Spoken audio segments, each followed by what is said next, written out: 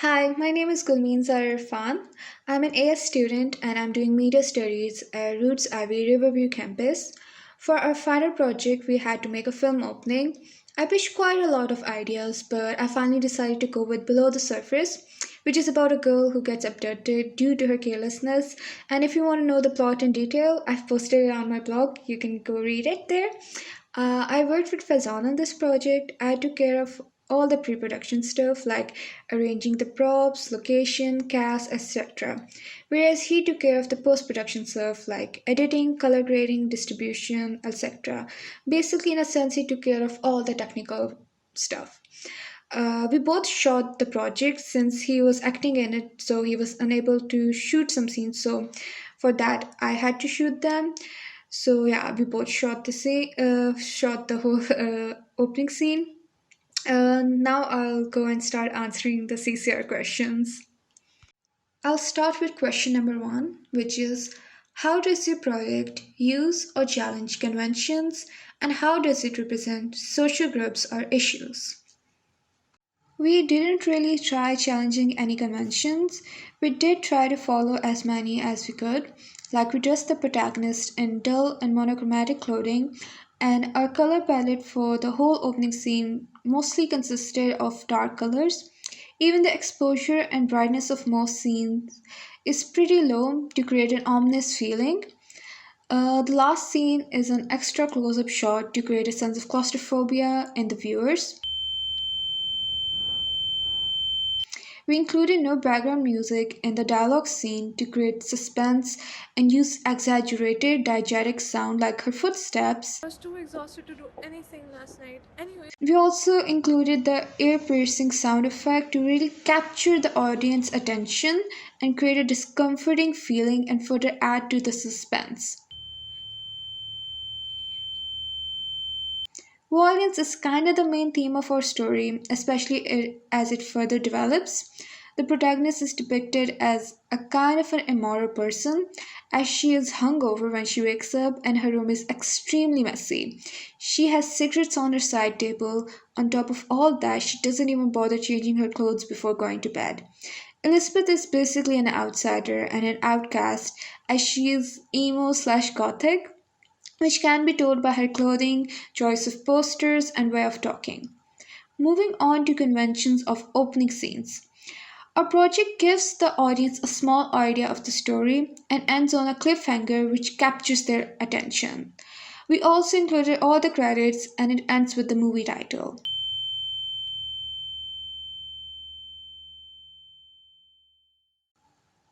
It represents how young adults usually communicate and behave, like how Elizabeth doesn't even greet her friend when she picks up the phone and starts talking right away.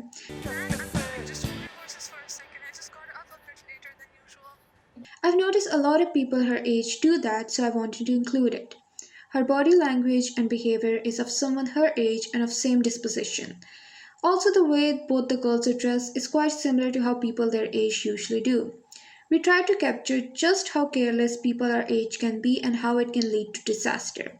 We need to be cautious of our surroundings at all time because we never really know when someone can attack us and about their true intentions, especially when it comes to women. As since the beginning of time, women have been getting asserted a lot, so we need to be extra careful when it comes to us. There is clear juxtaposition made by the girl's dressing and just how drastically different it is. From the start, we can tell that Elizabeth's friend is the more responsible one through her mode of address and the way she's talking to Elizabeth, whereas Elizabeth doesn't really care about anything and takes everything as a joke.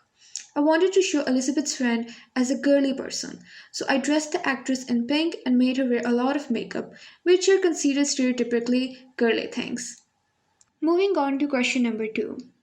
How does your product engage with audience and how would it be distributed as a real media text?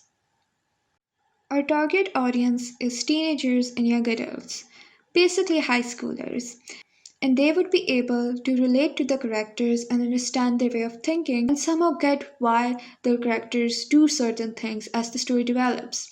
And as the story further develops, they'll feel a bit more represented and the story will break quite a few stereotypes.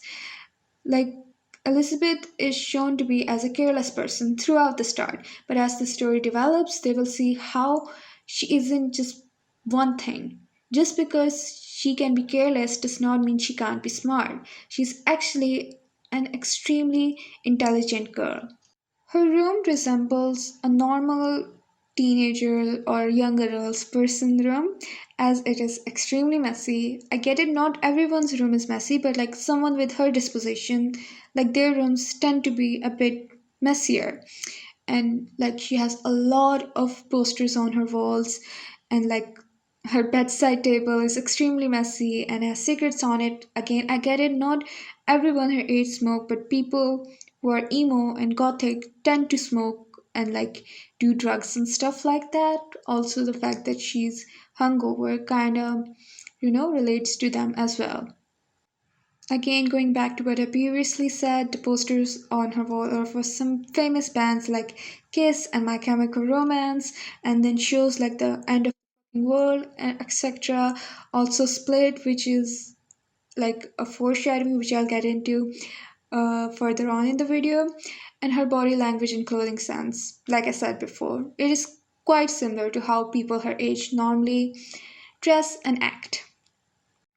Our product would be distributed online via the YouTube as we don't have the means to do above the line marketing, so we will be using below the line marketing and we will be promoting it through social media. Now, question 3.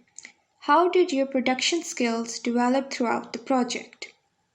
Now for this project, I had to wake up at 5:30 every single day to make sure that everything goes according to plan. It was pretty hectic, but at the same time it was kind of thrilling, setting my alarms every single day, then waking up, arranging everything, making a list of all the things I have to do, gathering all the props and all that. And it just made me realize just how much goes into every single shoot.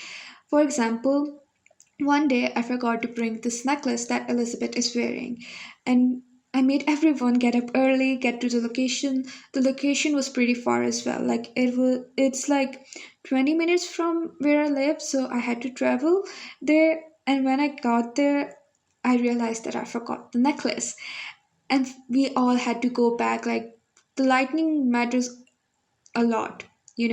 And for our project we use natural lighting, and the sun was like coming up pretty fast. If I had gone back, got the necklace, got back to the location, it would be too late, so we had to cancel the whole shoot, and I felt so bad that day.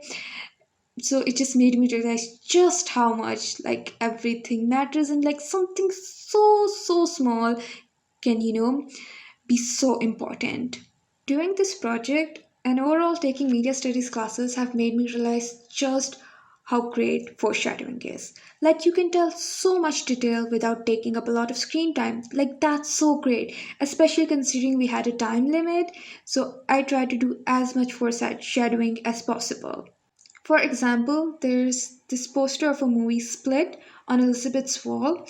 The story is basically about a guy who's mentally unstable. He kidnaps a bunch of girls and stuff like that. It is kind of similar to our story, not 100%, as the guy who abducts Elizabeth is mentally unstable. And the person he abducts is a girl, just like the guy in the movie abducts a girl. And like I said, our story is inspired by Charles Manson. He was a serial killer and he had a cult, and all of the cult members, especially him, they had an X tattooed on their forehead, which he later turned into a swastika when he got arrested. Anyways, at the last, not the last scene, in the second last scene, when there's a shot of the phone on the ground, there's an X next to it. Now, some people might think that the X is there, so we would know where to place the phone, but that's not the case. The X is there to kind of foreshadow a little bit, because Charles Manson and all of his cult members had that X tattooed on their foreheads, and then there's that X, so they can kind of get an idea. Oh wait, that's kind of connected to Charles Manson. Oh my God, it's about a cult. So yeah, that's kind of there. And again, like I said, the necklace incident, it made me realize just how important small things are, and how you have to pay attention to every single little thing. doesn't matter if it's in the background or the foreground, like everything matters, every little thing matters, and it can all like break or make a scene. Also, I totally forgot to like mention this, but the song that we used, which is Psycho Killer by Talking Heads, it's kind of like, there for foreshadowing as well. Like, I mean, the title is Psycho Killer, and the guy is a bit of a psycho, but the lyrics also, kind of relates to the story. So, yeah, that is also there for foreshadowing. I started from scratch as I had never filmed anything with an actual camera before. Like, yes, I had used a digital camera, but like a DSLR or like a mirrorless, never in my life. So I had to learn everything, like every single little thing about cameras and operating them. It was so hard, but it was so thrilling and exciting at the same time. Like, I don't know how people can, learn to operate a camera right when they pick it up. Because, like, I remember when I picked it up, I was like, oh my god, what are all these buttons? Like, what do I do? How do I adjust the brightness? How do I change the shutter speed? And like, shutter speed, I had so many problems with that. Like, it took me such a long time to finally learn how to operate, and still, I'm not the best at it. Like, I still have a long way to go. But like, it's kind of like thrilling and exciting. I keep saying these words, but it is kind of, because like now I have like another skill, and I'm kind of happy that I know how to operate a camera somewhat. Like, not great at it, but I can kind of operate it. The only thing I didn't have to learn was editing. And the funny thing is, that's the thing I didn't do in this whole project, because Fazan did all the editing, because he's way better at editing than I am. So he did all the editing. So I think it's kind of funny that the only thing I didn't have to learn, I didn't end up doing. Now, the last question. How did you integrate technologies, software, hardware, and online in the project? So, for filming, we used a mirrorless camera, Canon M50, for the project, and we used the basic kit lens, which is 18 mm to 55 mm. Yeah, because both of us couldn't afford an actual professional lens because we are both broke. So we made do with what we had, which was the basic kit lens. And it like, we had like day shooting, so natural light, it so the kit lens didn't create that much of a problem. For ADR and dialogues, we used our phones to record because, like I said before, we are broke. We couldn't afford mics. Actually, I went out to buy mics, and I spent a lot of time, searching for the correct mic, but I couldn't find it. So we decided to use our phones instead, because, like, you know, our phones, if placed, at the correct location, it doesn't, pick up that much noise as in like, yeah, noise. So we made work, like, we just used our phones instead, as we didn't have to buy anything. For editing, Faizan used Premiere Pro, also for color grading as well. Also, I think he used Lightroom as well for color grading, but I'm not 100% sure. I think he told me about it. Yeah. And for exporting, he used Media Encoder. And for titles, he used Photoshop, because like he tried doing the titles in Adobe Premiere Pro, but the thing is they were really blurry. So instead he went into Photoshop, exported them at a really high resolution as PNGs, and then used them. For background music, we used Psycho Killer by Talking Heads, and we got it from YouTube. Like, we downloaded it from YouTube. For fonts, Fazan downloaded all the fonts from thefont.com. And also for like sound effects and everything, along with background music, he also downloaded that from YouTube as well. We didn't use any tripods or gimbal because, like I said, we are broke. We didn't have enough money. So the whole like project was shot handheld, and then we used warp stabilizer in Premiere Pro. I remember Fazan telling me that it was really hard because he had to keyframe it a lot, but in my opinion, I don't think you can really tell it was like, I mean, yeah, you can at some points, but like we tried our best to like mask that, so it's not that obvious that it's all handheld, like, because we didn't want that look. Um, like I have been mentioning a lot, Charles Manson, he was like the main inspiration for the story. So there are like, few Easter eggs and references which people, who are into true crime might, find. Like I said, that X, that's like the biggest one, I think. But like there are small ones that people might find as well. And for communicating, since we are living through a global pandemic, we couldn't like meet up every single day. So for shooting, we had to be there at the set, not set like location. Can you call it a set? I think you can call it a set. Anyways, there we both had to be present, but for like after we were done with production, we communicated through WhatsApp the whole time. Every time Fazan would make some changes to the project, he would upload it to Drive, send me the link on WhatsApp, and then we would communicate and talk about how we can better it and everything. So yeah, we did all the communication through WhatsApp. So yeah, that's pretty much it. So I've answered all the questions. I hope that people can kind of get where my mind was while I was thinking of the idea, making the storyboard and everything, and kind of understand the whole inspiration behind it. Can I stop mentioning Charles Manson for a second? Anyways, I hope that everyone who views our project likes it, and I hope we both score well.